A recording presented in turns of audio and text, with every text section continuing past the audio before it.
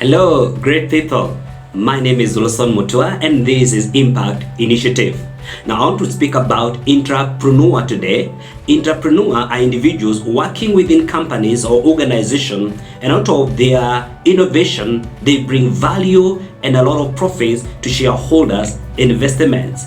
Now, they are not necessarily owners of capital or business owners, but they work within that organization or organizations, and what they bring on board, as I have said, is innovation, good stewardship, hard work, and faithfulness, among others. And thus, they cause tremendous growth to companies and organizations. Now, we have a case study in the Bible in Genesis chapter 30 of Laban and Jacob.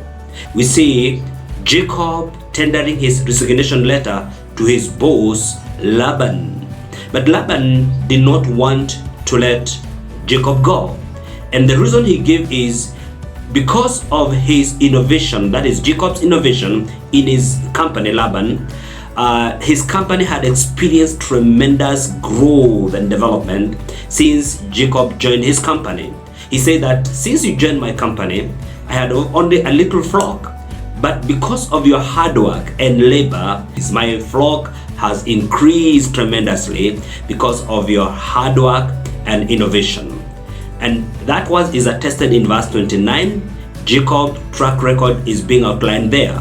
In verse 31 of Genesis chapter 30, we see Laban telling Jacob or asking Jacob to determine his wages before he leaves. Now, I want you to determine your wages.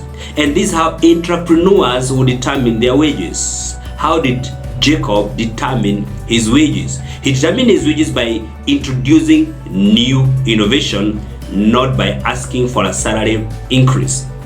He said, this is how I want my wages to be determined. Let us sign a contract or an agreement or enter into an agreement whereby I will introduce new innovation in this company, and out of this will profit.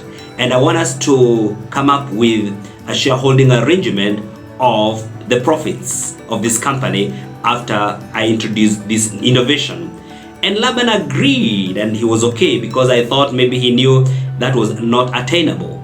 And Jacob introduced new innovation, and this is the work of entrepreneurs. They introduce innovation. Innovation is new processes, new technology, new management style, and they came up with an arrangement on how to share profit out of the introduction of this innovation. And it worked very well, because in that 7 we see Jacob introducing this innovation. He looked for speckled rods, and whenever animals came mating at the watering trough, and when they were playing, they gave birth to speckled ones. And this is how Jacob determined his wages.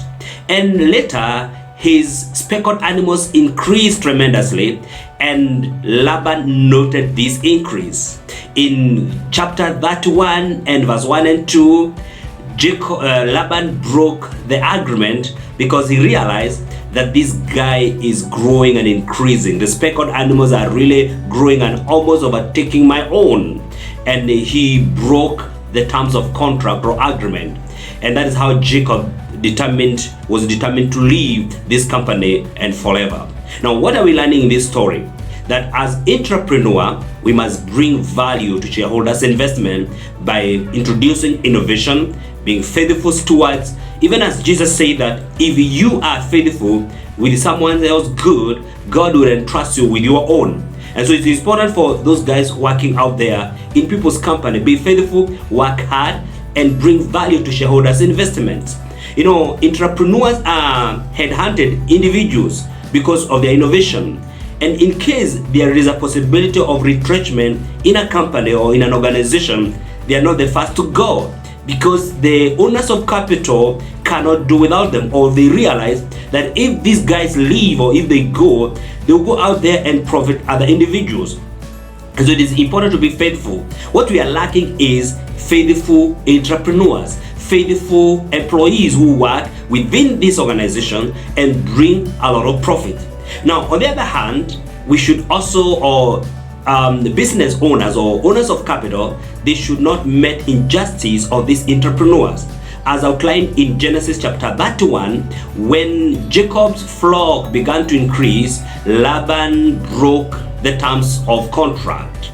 And he realized that Jacob's flock is increasing, the speckled animals are increasing, and they were even overrunning his own flock. And even his sons also realized the same, and they changed their attitude towards him, and that is not good. And so as owners of capital, it is good to reward and not to treat these entrepreneurs unjustly.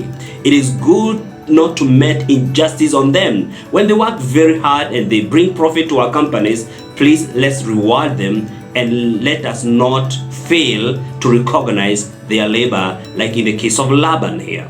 So Jacob represents an entrepreneur. Laban is the owner of capital who has no innovation capability, but he has an employee here or an entrepreneur who works in his company who is very innovative. So may the Lord help us today so that we will be able to bring this balance.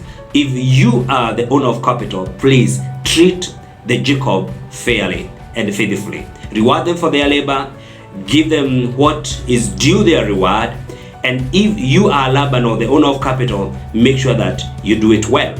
Now, if you are Jacob or the entrepreneur, be faithful with someone else good, and who knows, God can entrust you with your own. Now, sometimes you may not even start your own company, but God will still bless you and prosper you even within someone else's company. God bless you so much. This is Impact Entrepreneurship. My name is Wilson Mutua. Shalom.